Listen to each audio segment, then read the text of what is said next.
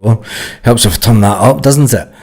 God, it's always one of those things when you go live first thing in the morning and you've not had a coffee. Anyway, good morning and welcome back to the channel. Helps if I turn that up, doesn't it? Yeah, well, and it helps if I turn that one down.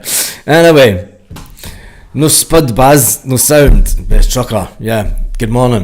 With a player on his way into Celtic, a left-footed defender.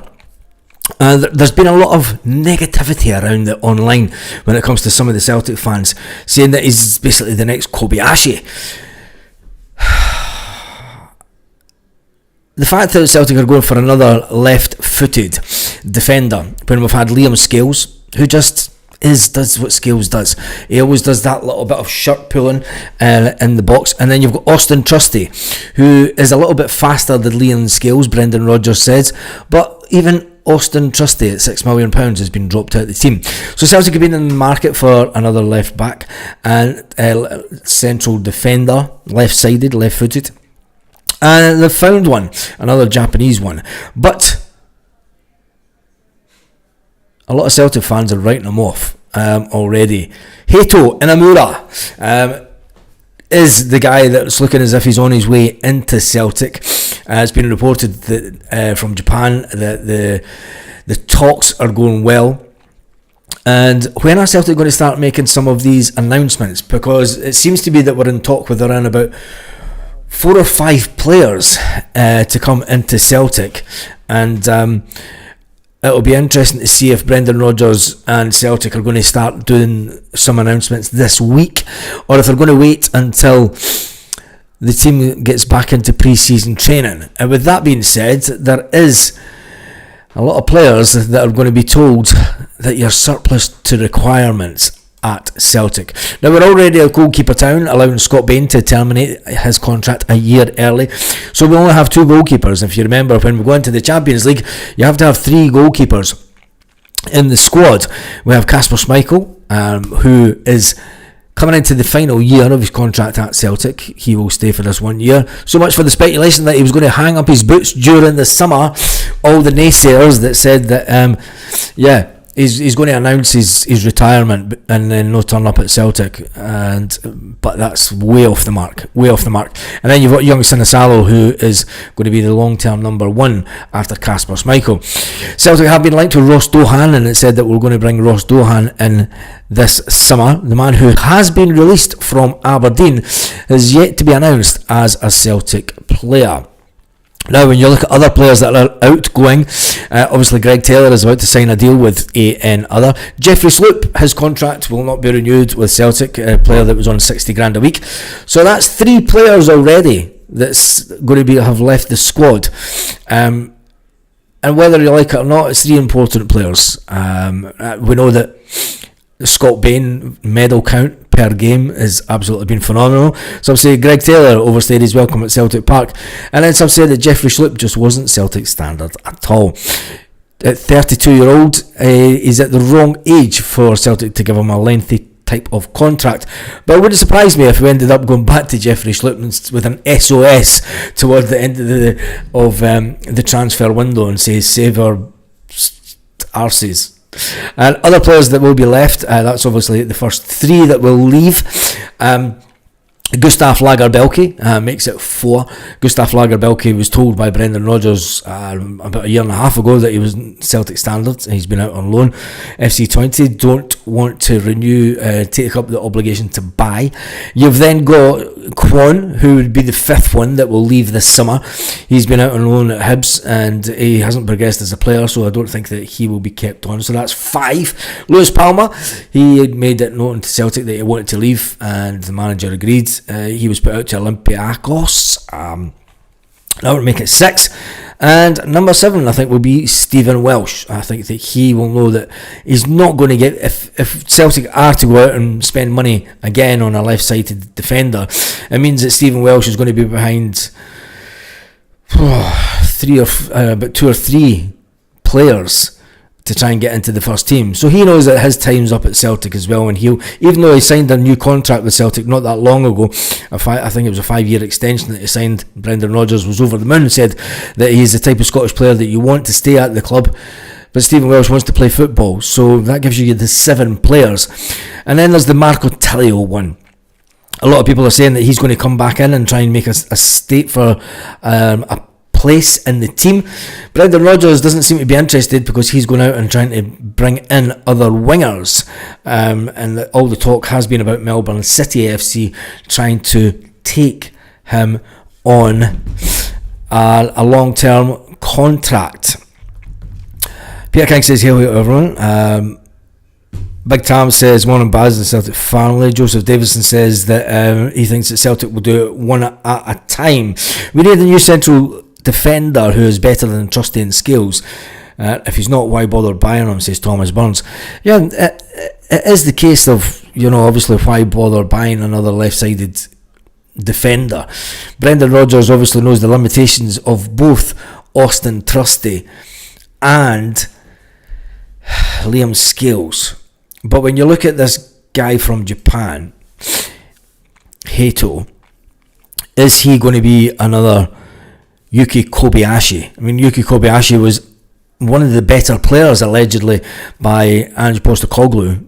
Kobayashi was one of the better players that were coming into Celtic, but he never really made it, did he? When you look at the fact that Hato Inamura is playing at a decent level, but is he big enough and strong enough?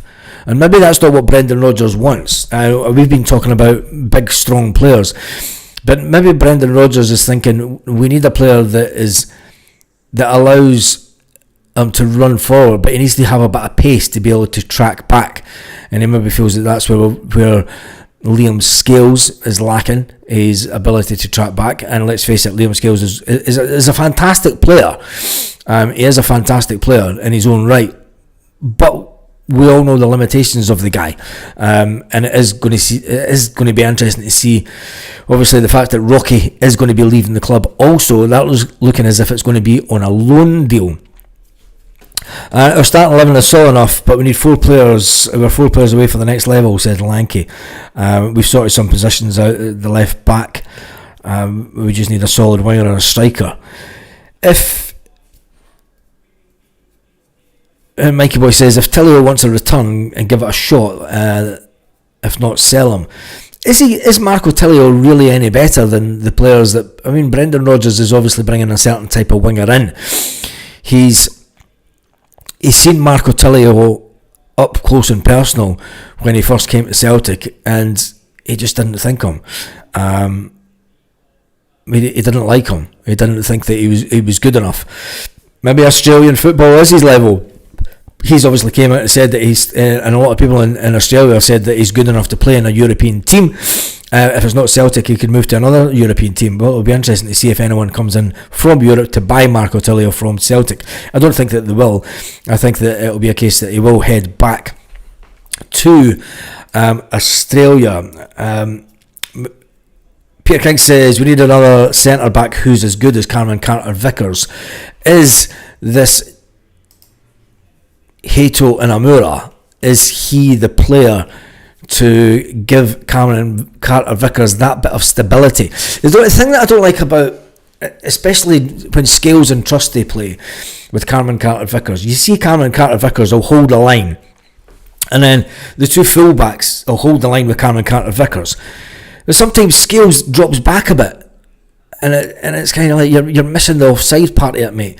And I've noticed that Trusty does that as well. Now, whether they're taught to do that, or instructed to do that, but there's been many times where they've kind of played players on side, and I think that it can't be a lack of communication, because they work with each other day in, day out. So it'll be interesting to see, one, the level of English that this guy has, because if you're bringing him in, we've known how long it's taken Rio Hitati and Kyogo Furiashi, for instance. He was at the club for a number of years and didn't pick up the language at all. And I think defence is probably one of those areas that you need to have a grasp of some sort of English.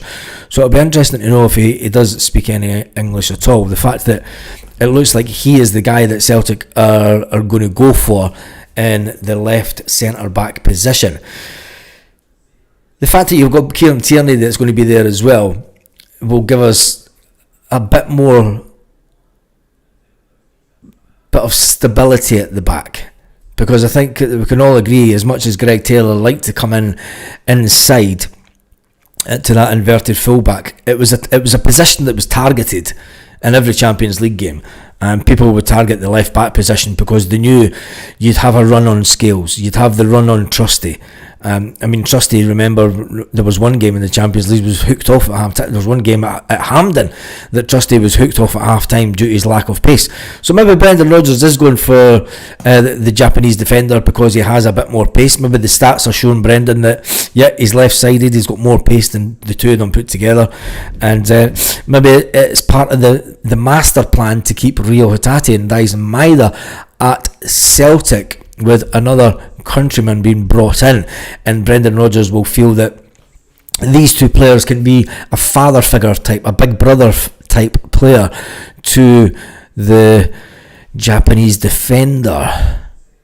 Maybe that's the thinking behind it, and maybe it is just the long-term plan to try and make sure that we keep a hold of Rio Hatate and Daizen Maeda. I still think that Rio Hatate will be the one that's been sold this summer, because he spoke about it that much. But anyway, the Bucky Trucker says Scales and Trusty both have to cover CCV at set plays. I think CCV is weak in the air. It means other players have to cover him, being out of position and leading from mistakes. Jim Morris says, I'll be glad when the speculations are over. If it ever does, Jim, it won't be over until the 1st of September. You've got a lot of time and a lot of waiting. You've got a couple of months yet. More than a couple of months. It's a long time. Transfer window's open until the 1st of September, so I would say get over it.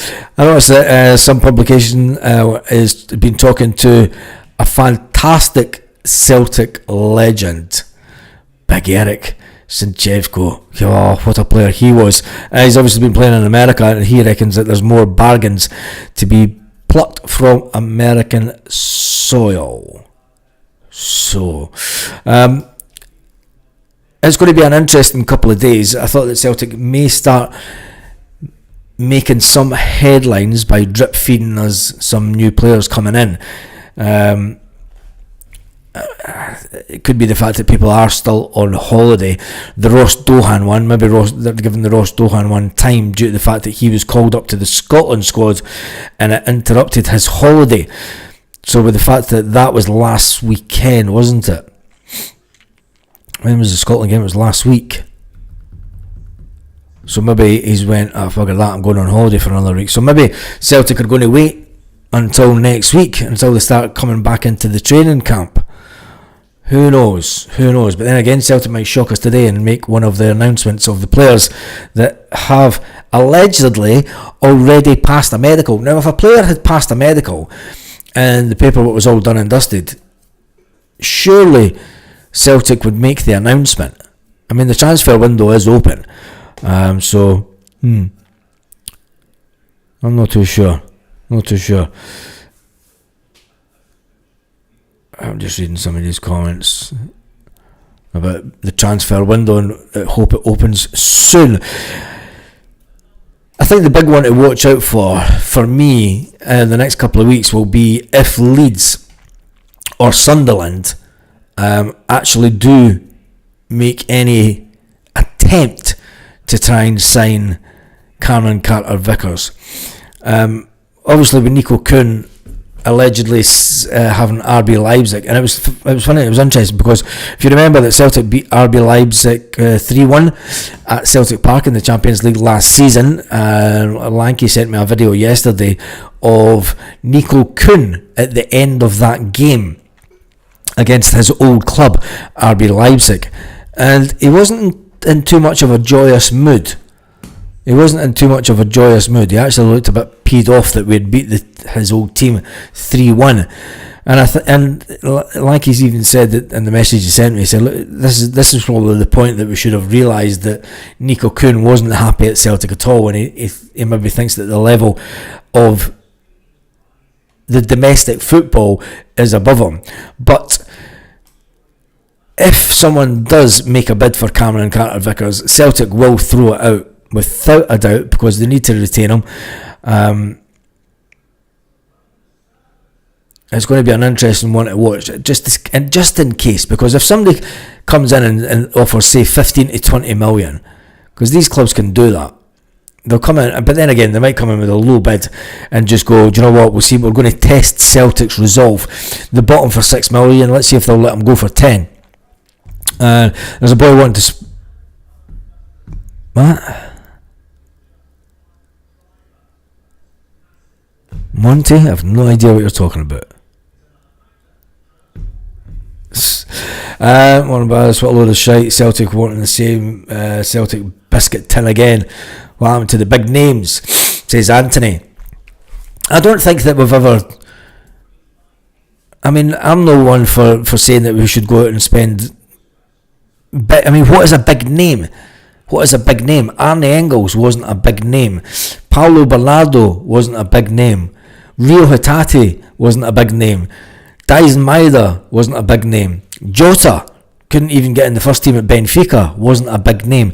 So I think that us talking about getting big names in, those days are gone.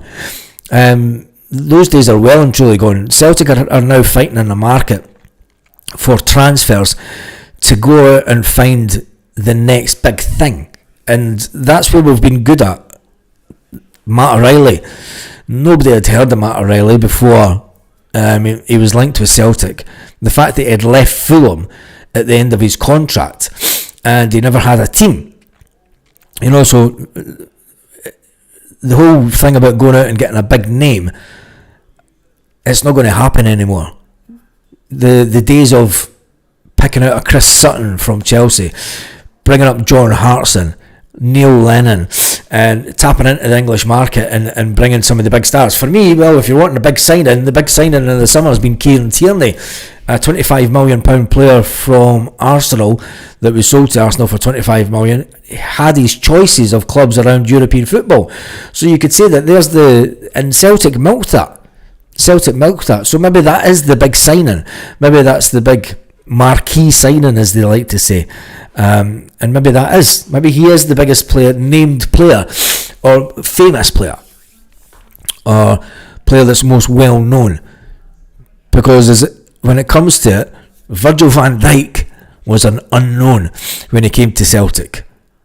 Do you know who went on to be and is Liverpool captain? So yeah. Baz, he's worth more than 15 million for CCV. He's not for sale. No, he's not for sale anyway. But we've got to go through the speculation that is out there, and there is a lot of speculation out there.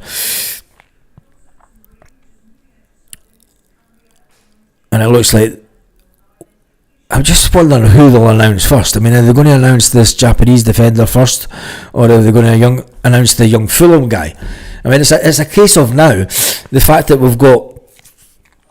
we're in talks with two wingers, we're in talk with a striker, there's then Ross Dohan, and then this defender. That's 5 players that Celtic could potentially bring in the next few days.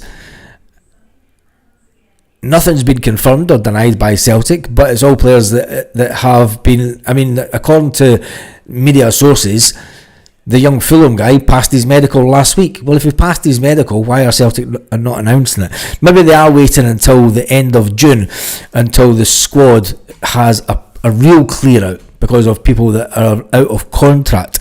People like, you'll get a clearer picture once we find out. I mean, Celtic have still got Greg Taylor on the Celtic website, although his contract doesn't officially... I mean, when does Greg Taylor's contract officially end with Celtic? Is he still on the payroll?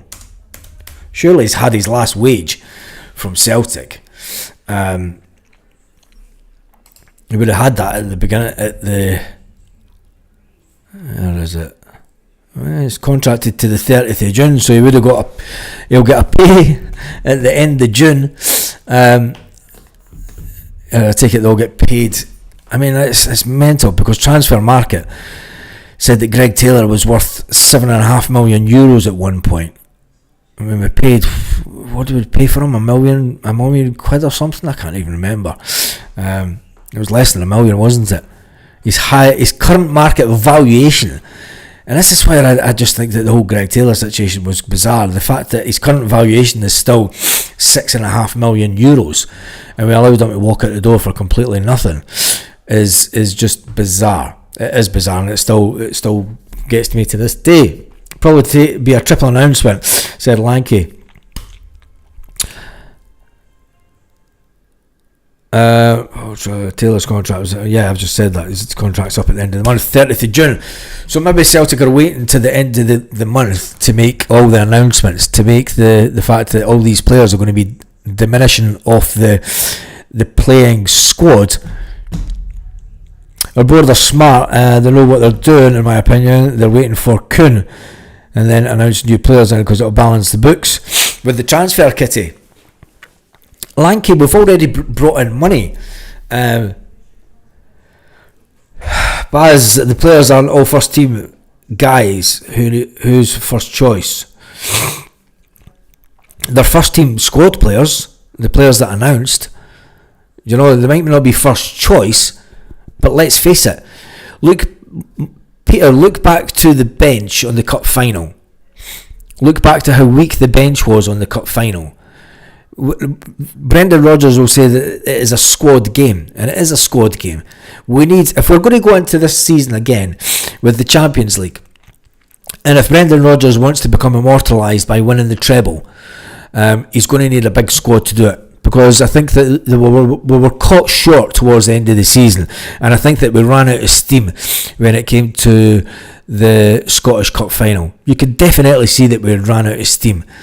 And the toll of the season and the enormity of what we were trying to achieve domestically, getting a treble, it's not an easy thing to do. I think we've made it look easy over the last 10 years, and it's not, especially when you've got the quality of player isn't what it was at Celtic over that period where we were successful.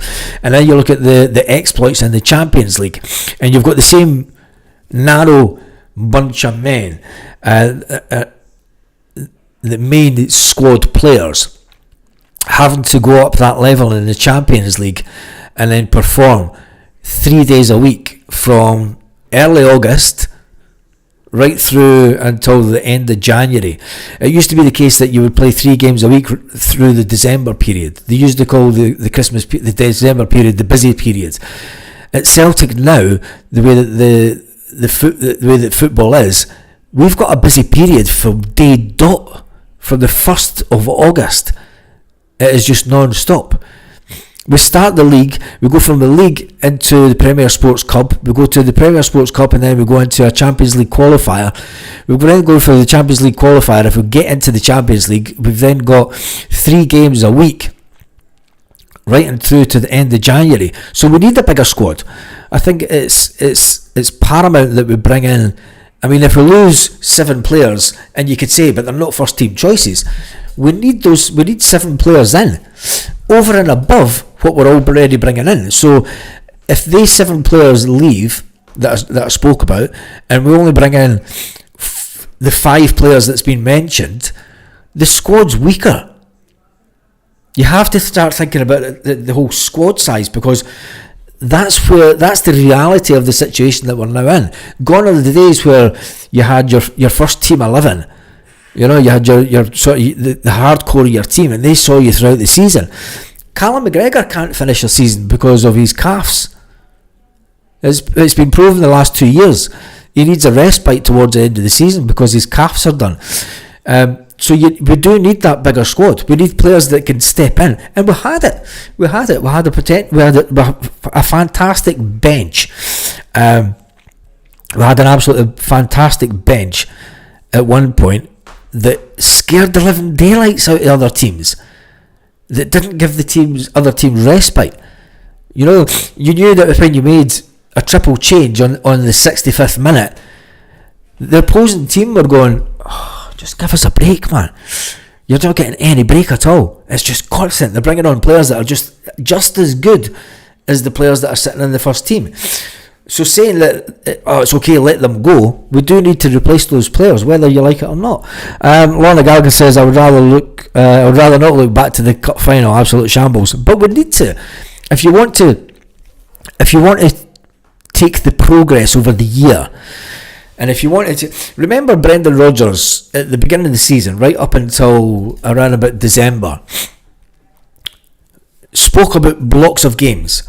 From the August, he started to say, right, this block of games. It was all about achieving in this block of games, and it was month to month. And he spoke about the blocks of games, winning this block of games, because he knows that the incremental success and the incremental step up in fitness and quality, you win these little small things. All these little small gains at the beginning of the season ultimately set you up for the second half of the season.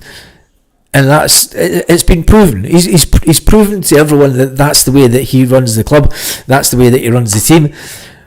And he said himself over on many interviews is that the way that they set Celtic up is to keep their fitness improving, keep the mentality improving, keep the squad improving, keep the games improving, and coming to the highlight of finishing at the end of the season, finishing strong. It's something that he's mentioned so many times, is finishing strong, and we didn't finish the season strong last season, and I think that he felt let down by himself, maybe by the players, maybe by the fact that, you know, we sold Kyogo, we never got that replacement in.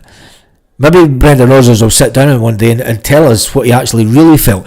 Although he come out at the end of the last season and said, look, we've won a double. It's a successful season.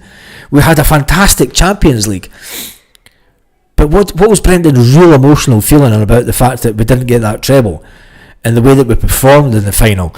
And not even just the final game of the season at Celtic Park.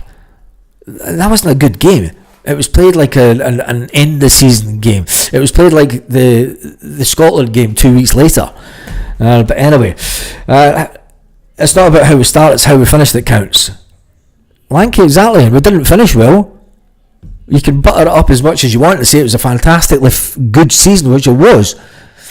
But when you look at where we've finished seasons in previous seasons, you know, Celtic players are walking about with their chest out and they're still fighting to that very last game, and that didn't happen last season. And I think that's why Brendan Rodgers is wanting a little bit of a refresh this summer. Transfer deal's not done until done. Look at Taylor. Yeah, but Taylor's not a Celtic player. I mean, he is on the books. He'll still get his final wage at the end of this month, but he'll sign a new deal with another club. Do you know what I mean? So I don't think that we should even be worrying about trying to get Taylor back. We lost the final. We lost the first final in years. You can lose one and get over it. Refresh and move on, says the Bucky Trucker. I think it's the manner, the Bucky Trucker. I think it's, if you look at the manner that it was lost. If we went down fighting, every player fighting, and every player turned up and put in a shift, and the reality is it wasn't. It wasn't. But anyway, that's why Brendan Rodgers is the manager, and that's why he is looking to get in as many players as he can.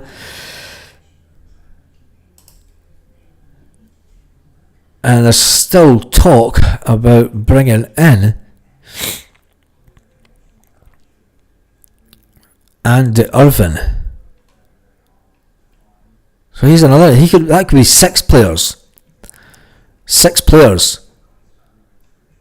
Some people said that we only need 4 players. I mean, that's potentially 6 first team players that we can announce before the end of the month. Anyway, that's me done with this for this morning. Make sure you join me at 8 p.m. Celtic Park time tonight, unless Celtic make any announcements today. If Celtic do make an announcement, I'm sure that I will jump on the live. We stunk at Hampden in the final, says James West. Yeah, we did that. We talk about failure of winning trebles, whilst others just talk about failure. Yep, and it is about the standards that we have set. And Irvine can fill the Scottish quota for Champions League. Yep, Lanky, we need another player in. And Irvine played rugby for Volkswagen. Hay fever, mate. It's everyone's complaining about it over here just now. It's just constant. It's the worst year ever. We've got this massive tree outside the garden, and it's in full bloom. and the garden's covered in fucking pollen. Anyway, on that note, have an absolutely fantastic day, Celtic fans. I'm going to take a Piriton.